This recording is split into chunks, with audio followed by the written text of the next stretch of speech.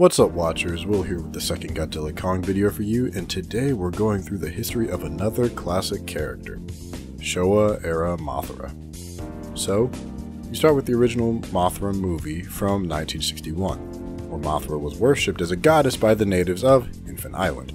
The speakers and priestesses of Mothra, the Shobijin, had been kidnapped by outsiders from Rulisica. Mothra ended up hatching from her egg as a larva and went on her path to return her priestesses to their rightful home. In her pursuit, she destroyed the Tokyo Tower and went into a cocoon, emerging in her fully winged form, partially thanks to the atomic heat ray guns from the army.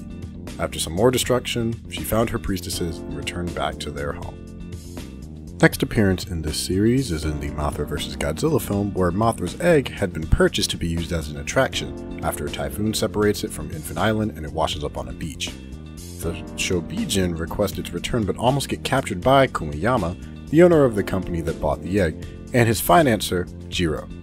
The Shobijin team up with a group to try and retrieve the egg, noting that if they hatch the larva, it'll be a menace to society, causing all sorts of casualty and destruction. The human allies meet with Jiro and Kumiyama, who want to buy the Shobijin instead of returning the egg. The Shobijin manage to return to Infant Island with Mothra, and Godzilla later arrives and is heading towards the Mothra egg. The allies from earlier asked the Shobijin to call Mothra and protect Japan from Godzilla's rampage. The Shobijin said no, but Mothra said yes, and arrived in Japan just in time to stop Godzilla from reaching the egg. After a fierce skirmish, Godzilla killed this Mothra as she fell onto her egg, dead. Godzilla continued his rampage as the Shobijin prayed for the egg, which gave birth to two twin larvae. The larvae played the game of strategy and managed to trap Godzilla in a cocoon and knock him into the ocean, winning the day as they returned back to Infant Island. The third appearance of Mothra was in Ghidorah, the three-headed monster. It appears one of the twins had unfortunately died, leaving only one heir as the goddess of Infant Island. As King Ghidorah made himself a threat during his arrival, the Shobijin were asked to call Mothra once again to protect humanity. They noted that Mothra alone could not defeat the invader, but that maybe with the help of Rodan and Godzilla, they could defeat Ghidorah together. Godzilla and Rodan were fighting on Mount Fuji, and Mothra stopped them long enough to warn them of the threat that Ghidorah was to the world.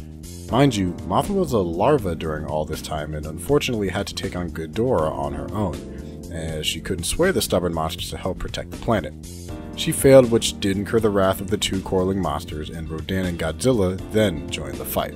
With the three of them teaming up to take down Ghidorah, Ghidorah flew back into space, being defeated, and Mothra returned to Infant Island, knowing the planet was safe again. Mothra finally grew up into her imago form, aka full flight mode, as she flew into the next film, Ibera: Horror of the Deep. Well, not literally, as she was asleep, but the people of Infant Island had been kidnapped and enslaved by terrorists known as the Red Bamboo. The Shobijin pray for Mothra to awaken, as she does, so that they can go to the nearby Lecce Island and rescue the abducted civilians. While they go in for the rescue, Godzilla, luckily, was mid-battle with Ibera, the guardian of the island's water. After defeating Ibera, Godzilla tried to throw hands with Mothra, seeing her flying towards the island. Mothra simply knocked him over as the island was rigged to explode with a nuclear blast set up by the Red Bamboo terrorists. She rescued the slaves, and Godzilla jumped in the water right before the island dramatically detonated in a nuclear blast. The final appearance in this era, of any note at least, is Mothra's appearance in Dam: Destroy All Monsters, where a Mothra larva is living on Monster Land with the rest of the planet's kaiju. The monsters, including Mothra, ended up being controlled by the invading Kilaaks and were forced to attack major cities, with the Mothra larva attacking Beijing, later appearing and leveling Tokyo with Godzilla, Rodan, and Manda. Luckily for us, humanity found a way to break the mind control, and the monsters united to destroy the Kilaaks base and take on King Ghidorah. After defeating them, all the monsters returned to Monsterland to live in peace. Now, there is a Mothra larva that appears in Godzilla vs. Gigan, but it doesn't really have a noteworthy story, so after that rather long history, tell me what you think. Did you like OG Showa Era Mothra, and what other monsters would you want to see explored in this history series?